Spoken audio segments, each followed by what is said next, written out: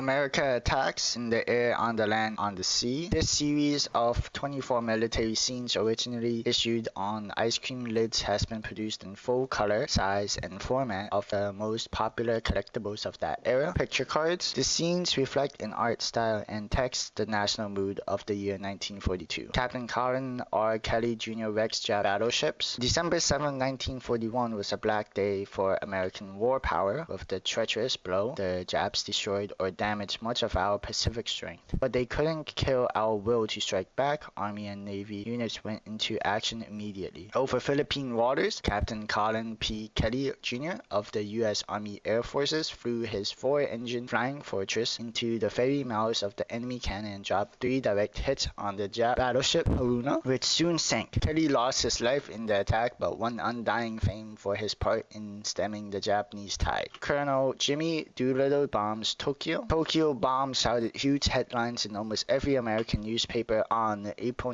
18, 1942. Millions rejoiced, acclaiming the unnamed airman who dealt this swift blow to the rising sun. Then and there, the Japanese learned to respect the fury of an aroused America. But not till later did Americans learn that the armies raiding B-25 bombers were led by one of the nation's most popular aviators, Jimmy Doolittle. For this feat, 79 men won decorations. Doolittle himself gained the Major General's star. With the same skill and daring, he went on to still greater success in North Africa. Army bombers blast Jap carrier at Midway. Early in June 1942, Navy scouts planes sighted a Jap invasion force of over 80 ships heading eastward from Asia, destination unknown. Officers at U.S. headquarters compared notes, guessed the enemy's intended course, and beat him to the punch. Flying Fortresses drew first blood on June 3rd. Next day, Army B-26 medium bombers and Marine aircraft joined the attack. Though seriously outnumbered, they delivered a terrific walloping to the Japanese carriers Kaga and Akagi. Later, both ships sank, mute witnesses to the effective cooperation of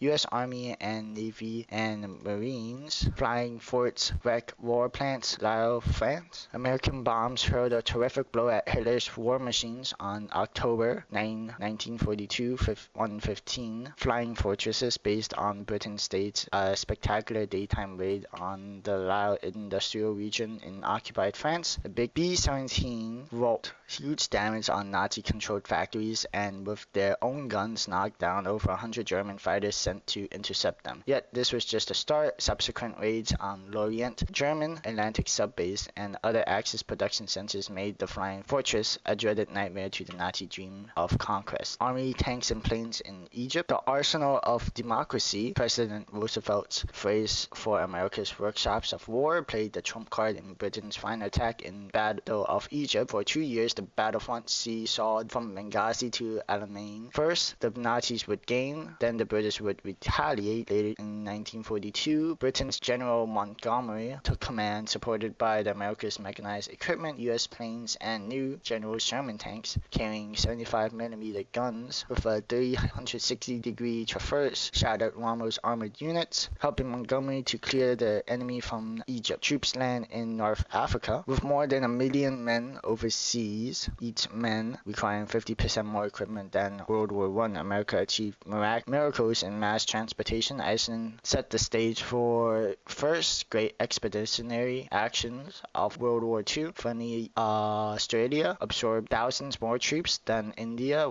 Iran, the Solomons, and in November 1942, North Africa. Transported, protected by the biggest armada in history, U.S. troops under Lieutenant General Eisenhower landed in French North Africa. Despite sharp opposition, the American forces quickly established dominant positions along more than 1,000 miles of coastline. The Second Front became a fact. Army tank force captures Oran, Algeria. Blitz on the double quick American style was the fate that met the great Mediterranean naval base of Oran on November 10, 1942. The attack was perfect. While British men of war engaged naval units in Oran's harbor soon after sunup, an army mechanized column thundered up to the city gates before sundown. The Stars and Stripes flew from the citadel. Another North African stronghold had passed into the hands of the AEF, tough, capable hands that soon freed entire colonies from Axis domination. Army paratroops seized airfields in Tunisia. Months of tough training bore fruit when U.S. Army paratroop battalion aliens swooping down from the sky captured vital access centers in Tunisia late in November 1942 with nerves and muscles hardened by scores of practice and jumps and skirmishes. The boys of these battalions felt that nothing could stop them, nothing did. Alone, they seized important airfields, fought a vicious Nazi mechanized attack, and then pressed on with other Allied units to drive the Axis from the fertile North African breadbasket. Army bombers blast ships in harbor Naples, Italy. America's first attack on Italy proper early in December 1942 is one that Mussolini will long remember. Speeding across the Mediterranean from captured Tunisian airfields, Army Liberator bombers dropped 50 tons of explosives on enemy concentrations in the harbor of Naples. One Italian cruiser was sank, and a cruiser and a battleship heavily damaged. Munition dumps and dock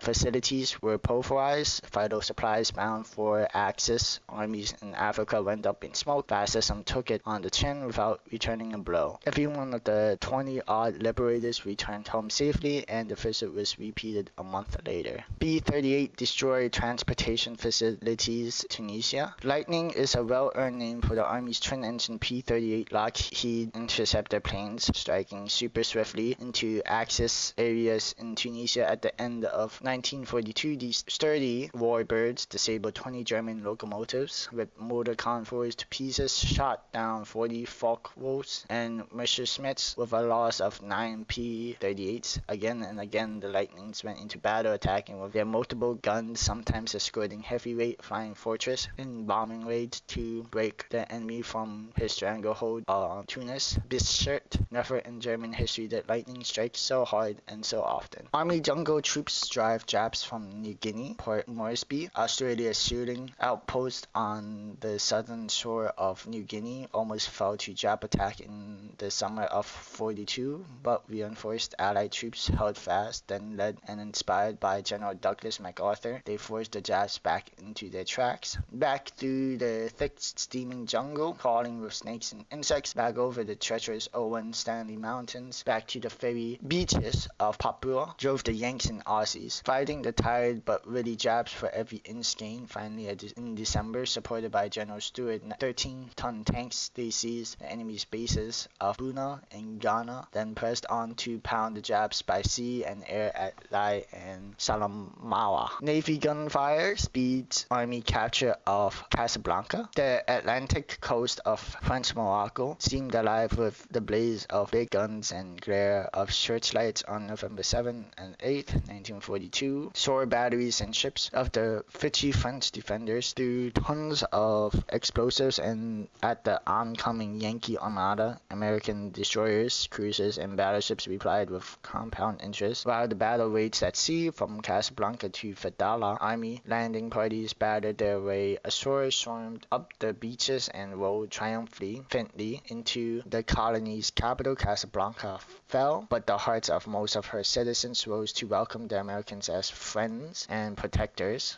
2 months later, Casablanca became the scene of the famous meeting between President Roosevelt and Winston Churchill, which called for unconditional Axis surrender. Lieutenant O'Kelly at Subic Bay. Mosquito boats, they're called, but Japs in the Philippines well remember their vicious sting. 8 Jap ships and 4 Jap planes fell victim to these small, swift PT boats that helped so much to delay enemy advances at Bataan and Corregidor. Commanded by now Lieutenant Commander John D. O'Kelly, the mighty midgets of Motor Torpedo Boat Squadron 3 made devastating attacks on larger Jap forces, surmounted fantastic problems of supply and repair to keep in the fight, and culminated their heroic deeds by carrying both General MacArthur and Philippine President Quezon to safety. Months later, the PTs were still frustrating the Japs on the sea round Guadalcanal. Beside the sub-sank Seine became one of World War II's most famous phrases because it typifies the terse termination of the men who keep our sea lanes open. On January 7, 1942, Don Mason, 28-year-old Navy pilot, had orders to meet an American convoy 200 miles out in the Atlantic. On the way, Mason's keen eyes caught a suspicious underwater shape, located an enemy sub, and sank Seine. With depth charges 2 months later, Mason chalked up another U-boat in the same manner. Men like Mason make life plenty tough for Nazi sub-skippers. Jap carriers sunk at Coral Sea. The Battle of Coral Sea in May 1942 became Japan's first major naval defeat, but not her last. In this action, aerial bombs and plane-launched torpedoes, the combination that previously sank the Nazi dreadnought Bismarck, demolished another dangerous enemy vessel. U.S. Navy dive bombers Curtiss, Helldivers, and torpedo-carrying Douglas Devastators repeatedly hit the new Jap carrier Ryukaku. She sank quickly with most of her planes on board. The Ryukaku was one of more than a score of Jap ships lost or damaged in the encounter, compared with a total of 3 American losses. Lieutenant O'Hare downed 6 Jap planes near Bougainville Island in the Solomons, deemed a U.S. Navy task force. Early in 1942, up went the Navy's Grumman Wildcats, primed for a scrap. Alone in his sector against 9 Jap bombers, Lieutenant Edward H. O'Hare shot down 5, damaged 6, and sent the rest into helter-skelter flight. By nightfall, O'Hare's forces had destroyed 18 of the 20 planes sighted, an outstanding day's work in America's continuing air attack.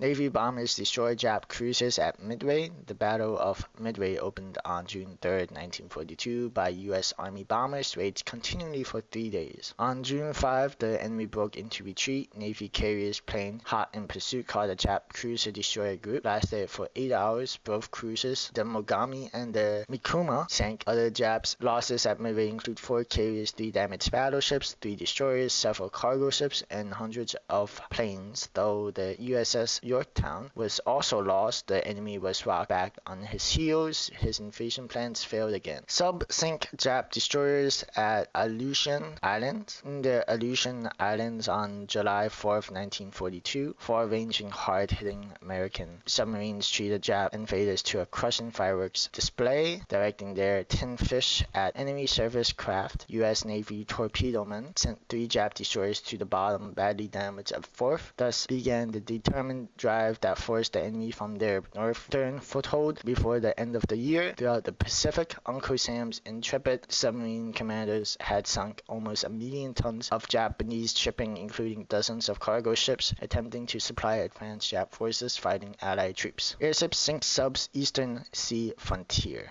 Death charges drop from the air. Terrific explosions sound beneath the water. Oil and wreckage float to the surface, and another Nazi sub gives up the ghost. That's how the Navy's prowling blimps do business, working together with planes, destroyers, and PC boats. These lighter-than-air craft help free our coastwise sea lanes from the menace of submarine raiders. They do a marvelous job because they alone can cruise through the air at convoy speed, keep pace with the fastest surface vessels, or hover stock still over suspect U-boats. No wonder lighter-than-air is a coveted Navy post. Cruiser Boys sinks 6 Jap ships near Solomons. Pick out the biggest one and fire. Captain Mike Moran's famous reply after spotters reported 5 enemy vessels in sight on the night of October 11th, 1942, illustrates the superb spirit of that magnificent ship, the USS Boys. A light cruiser, she was part of an American task force assigned to prevent Jap reinforcements from reaching Guadalcanal. Meeting the enemy after nightfall, she attacked 6 Japanese ships, 3 cruisers, 3 destroyers, and sank every one. Despite heavy damage suffered in 27 minutes of solid fighting, the Boys resumed her place in line and later steamed 10,000 miles without aid to port for repairs. USS San Francisco leads attack at Sappho Island. One of the smallest in the Solomons saw one of the war's biggest naval battles on the night of November 12, 1942 near Sappho. A U.S. task force led by the heavy cruiser San Francisco intercepted a strong Japanese reinforcement fleet headed in 3 columns towards Guadalcanal. Boldly steaming between 2 enemy columns, the U.S. ships slugged it out with heavier Jap vessels and won hands down. The Japs were so battered, so confused that they fired on each other. Thousands of Jap troops thus failed to reach the Guadalcanal, and the total of Jap combat ships at the bottom of the ocean rose to 83. Marine pilots turned back Japs at Midway. The U.S. Marines letternecked to their friends. Potent poison to their enemies were squarely in the middle. At Midway, the island itself was theirs to hold and defend as a base for all branches of the service, with only 2 aviation squadrons on the island fighting 221 and scout bombing 241. They tore into the advancing Japs, though vastly outnumbered. The 84 Marine pilots and gunners in the air downed 43 Jap planes, blasted several surface ships, and so interrupted enemy operations that the Japs were forced to break and retreat. Marines stormed beach at Guadalcanal at 8 a.m. on August 7, 1942, 8 months after Pearl Harbor. A tiny South Sea island witnessed the first step in America's initial landing. World War II, U.S. Marines armed to the teeth leaped from landing boats into the storied surf of Tulagi and occupied that island despite fierce opposition from Jap forces. Later, 15 miles away, other Marine units stormed the shore of Guadalcanal. Fighting through jungle, they captured the island's airfield, now Henderson Field, with Navy help establish America's first important base in the backward march of Jap conquest. Once again, the Marines had landed and the situation was well in hand. Medals, and then a checklist. Thank you. Put this in my binder. Bye. This is kind of what it looks like in the binder here.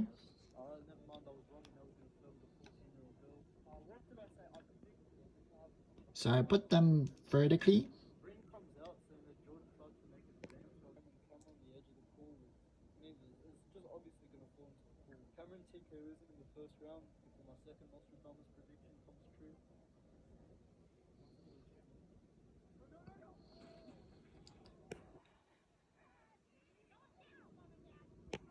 And this was the first card. I just kind of forgot, but I put it in the back, so